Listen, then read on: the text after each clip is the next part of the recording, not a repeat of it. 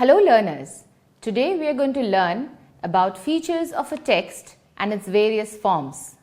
In this module, we are going to learn about features of a written text that differentiates it from the spoken text, features of a text that make it complex, understanding the component parts of a text, functions and purposes of a text. We'll also learn about interactive reading and choosing the right kind of text to facilitate interactive reading. We'll also learn about scanning and skimming and how organization of a text works, and also about text structures. We know that all kinds of texts, written or spoken, primarily entail discovering and evaluating information. However, the written word is seminally different from the spoken word. Brown, in his book Teaching by Principles: An Interactive Approach to Language Pedagogy, lists 7 characteristics of written language that differentiate it from the spoken language. They are as follows. Number 1, written language is permanent.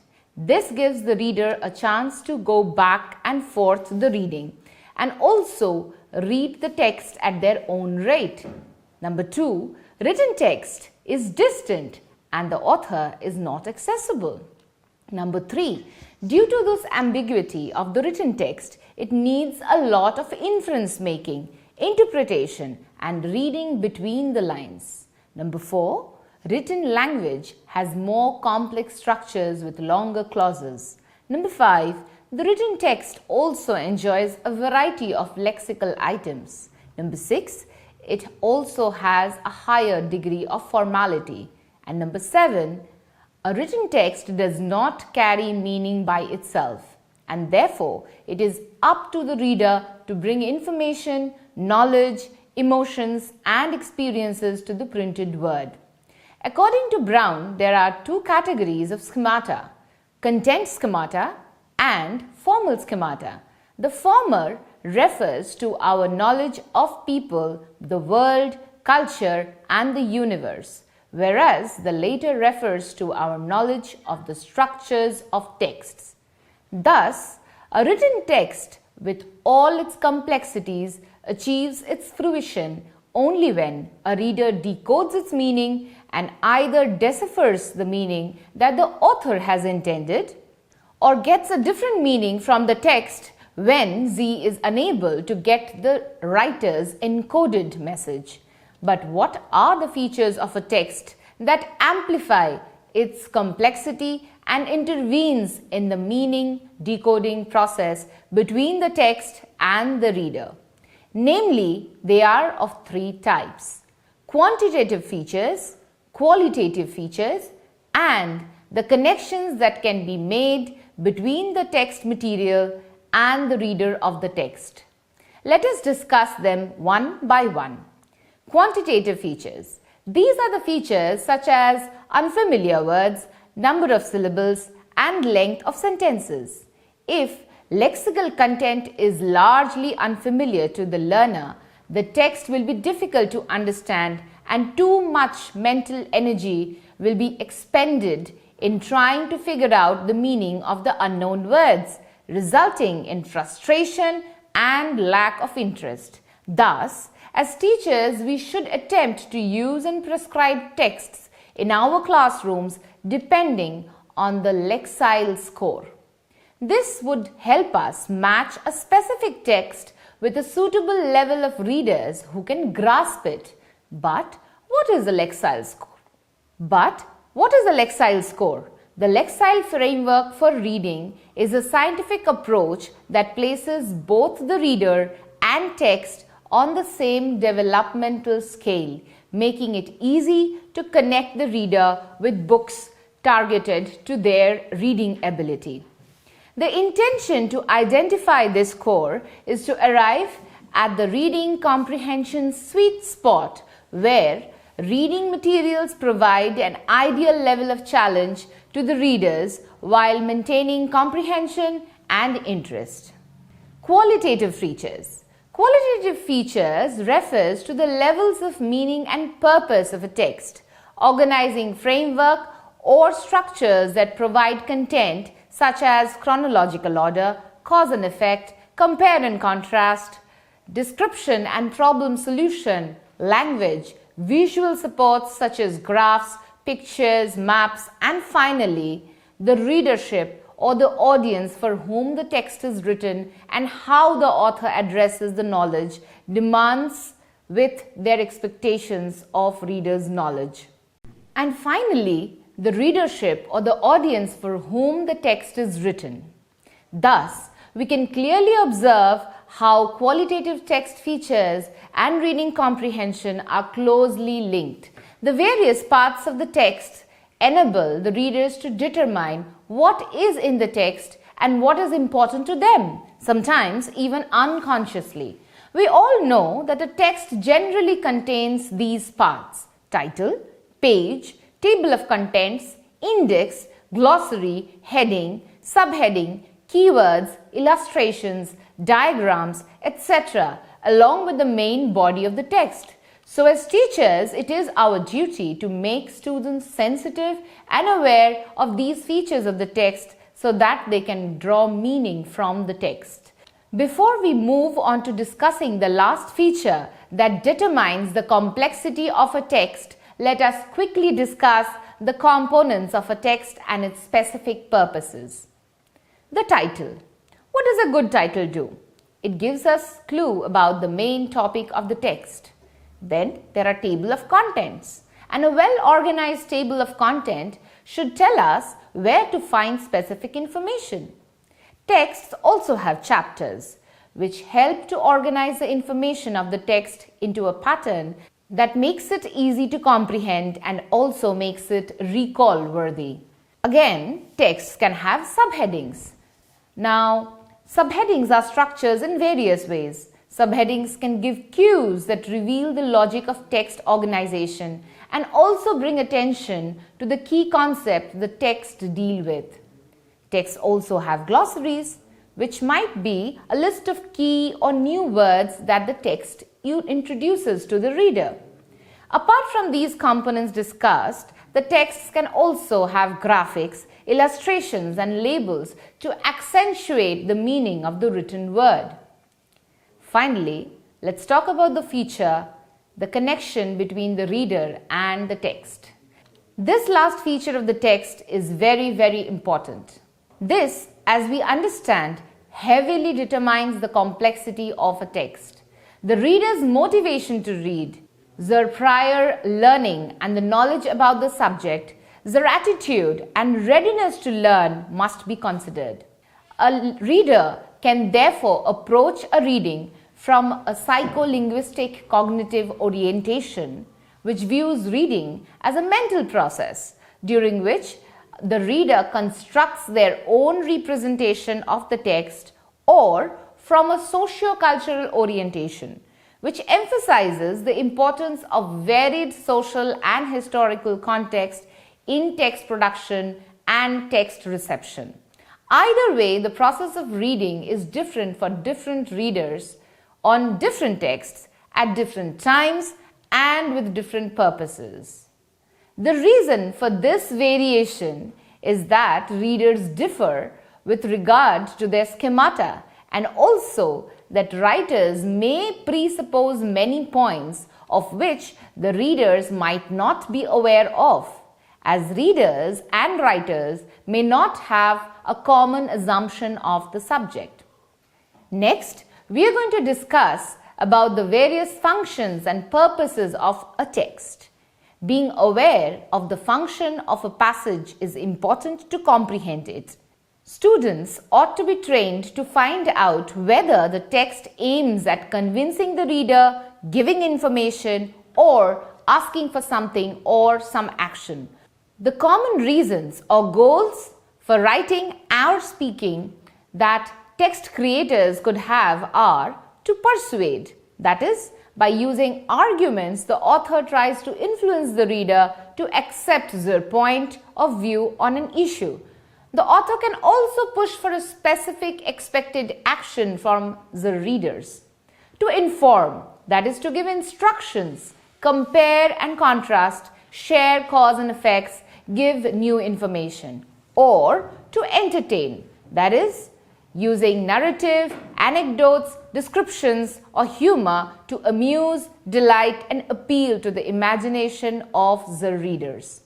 In our classrooms, we must constantly nudge our students to read and think about what the author expects or wants and why the author might be sharing a particular piece of information. In a conversation, one can ask the other interlocutor if he or she does not understand something. But in reading, the author is unavailable. Therefore, effective readers have to get involved in active interrogation of a text to fully comprehend its meaning, as Nuttall would suggest in his work Teaching Reading Skills in a Foreign Language. He maintains that reading, like comprehension, is interactive.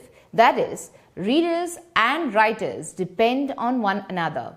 Interactive reading, in another sense, refers to a continual shift from one focus to another, now adopting a top-down approach to predict the probable meaning, then moving to the bottom-up approach for checking that meaning.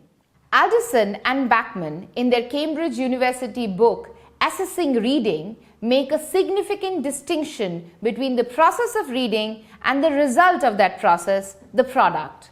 The process refers to the interaction of the reader and the text, and what the reader can get as the meaning of a text, and this, according to them, is a dynamic process, similar to what Nuttall suggests. Therefore, both top-down and bottom-up processes are important, and it is the combination of these two processes that would facilitate an interactive reading. Though for beginners, reading mainly concerns decoding and deciphering individual words, or is an activity to learn aspects of pronunciation and speaking, but in most cases, one reads a text as to get the message or meaning that the author has intended. Gray, as cited in Alderson and Bachman, distinguishes between reading the lines, reading between the lines, and reading beyond the lines. The first refers to the literal meaning of the text, the second to inferred meanings, and the third to readers' critical evaluation of text. Alderson and Bachman contend that society values a critical understanding of text above the other two modes of understanding, that is, literal and inferred meanings. Paulson and Bruder, in their book Teaching English as a Second Language, Techniques and Procedures, identify the distinction between intensive and extensive reading as crucial to teaching reading. Intensive reading refers to reading through focusing on linguistic features necessary to decode the message. Nuttall also defines intensive reading as approaching the text under the guidance of a teacher or a task that forces the student to focus on the text. Extensive reading, on the other hand, is an approach to reading which resembles that of a native speaker's reading in their own mother tongue. The student reads at his own pace and level directly for meaning. This kind of reading happens, as Hedge suggests in his book Teaching and Learning in the Language Classrooms, when reading large quantities of materials and longer texts consistently over a long period of time to get a general meaning, and this can happen during class time or at home. Thus, a combination of intensive and extensive reading methods that results in an interactive reading process is emphasized by many scholars such as Brown and Nation. Next, we will learn about the necessity of choosing the right kind of text to facilitate interactive reading and how to go about doing it. Brown, in his work Teaching by Principles, highlights the role of affective factors in motivating learners to read. He opines that the love of reading has propelled many a learner to successful acquisition of reading skills. However, Making the right choice of the material has a great role in producing this love. Materials which, in Nuttall's words, have the suitability of content, exploitability and readability. Wilhelm, in his book Improving Comprehension with Think Aloud Strategies, argues that text difficulty should be within students' zone of proximal development, ZPD. That is, they can read the text with assistance, but if the texts are within the student's zone of actual development or beyond their ZPD, readers may not read efficiently and critically, since the former belongs to an independent reading level that is not challenging and thought-provoking enough for the readers, and the later is at students' frustrational reading level. Thus, both content and features of a text are important criteria for selecting a text, and as teachers, we ought to endeavor to select texts other than the obvious textbooks prescribed in the syllabus that can be used for specific reading strategies or building academic skills. But how do we go about selecting such a text? Maybe the grid shown now will be helpful. Let us now understand something about techniques called scanning and skimming. Do you think we all use the same kind of reading techniques while going through all kinds of texts? Think, what do you do when you are searching for the train timing in a railway timetable? Or looking up someone's phone number from the telephone directory? Is this the same manner of immersion and involvement that we engage in while reading a poem or a news article? Surely not, right? There are two types of reading techniques used to assimilate information from different sources quickly: scanning and skimming. Scanning enables a person to look up specific information. Scanning enables a person to look up specific information from a text from any source, and that could be documents, maps, books, poems, newspapers, pamphlets, posters, etc. While skimming allows the person to quickly read through something to get the basic idea. So, when we are hunting for the specific information in the railway timetable or the telephone directory, we are basically scanning for the information. However, when we wish to get the overall idea about something we are reading, for example the poem or the news article, we skim through the text. The effectiveness and the speed at which we use these two very powerful techniques to quickly read through a text depends largely on the features of the text and its component parts, concepts we have already discussed in this module so far. However, it also depends largely on the text's organizational patterns and its structures, which we are going to learn now in this module. Organization of text and text structures. Texts in general, and particularly those which use passages and paragraphs, have an inherent pattern or method of presentation of information. It could be in any of the following patterns or might be a combination of the following styles: main idea and supporting details, sequence, comparisons, logical sequence. Keeney and Zimmerman, in their book Mosaic of Thought, Teaching Comprehension in a Reader's Workshop, point out that the meaning-making process for the reader operates at three levels: whole text level, sentence level, and word level. At the whole text and sentence level, readers are expected to form a clear idea about the key themes of a text, to pick out, underline, and even paraphrase sentences that contain the core ideas. And at the word level, they are expected to identify the key words or phrases that are essential to the core themes or ideas. Teachers can guide students to look for cues to the key themes from the title and subheadings, if any, in a text, and make their students aware of the content, words or phrases that are repeated and get them to ask questions pertaining to these.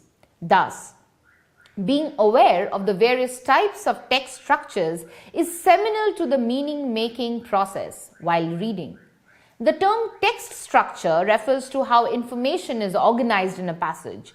Within different disciplines, texts mostly conform to certain set structure types. For example, in literature, there is a range of narrative genres and exploratory texts. Scientific texts have expository structures, often containing description, comparison, cause and effect.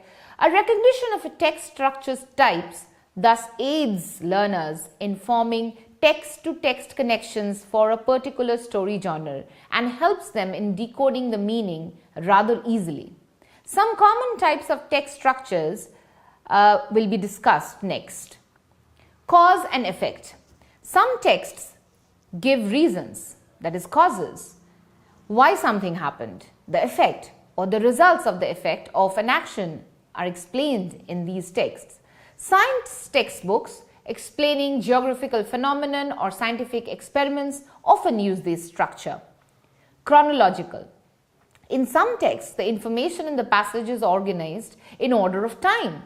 Simple fables and stories for young readers are often organized chronologically, where a sequence of events is described in a linear manner. More complex narratives, especially novels, move forward and backward in time, but even when the author uses flashbacks and fast forwards, the events still occur along a timeline. Non-fiction textbooks, especially in subjects such as history, present information chronologically, along with dates. The third pattern is compare and contrast.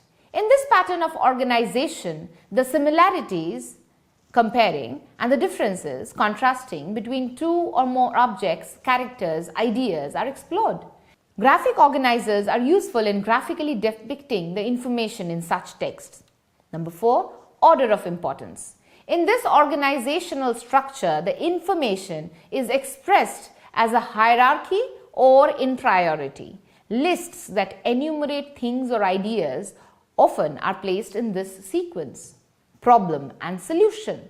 In such texts, a problem is described and the response or solution is proposed or explained. Editorials sometimes use this structure. Sequence or process writing. In this type of text structure, the information is organized in steps or a process is explained in the order in which it occurs. Most scientific experiments, descriptions of phenomena, recipes, and do-it-yourself articles fall in this category. This brings us to the end of this module. Hope you enjoyed it. Thank you.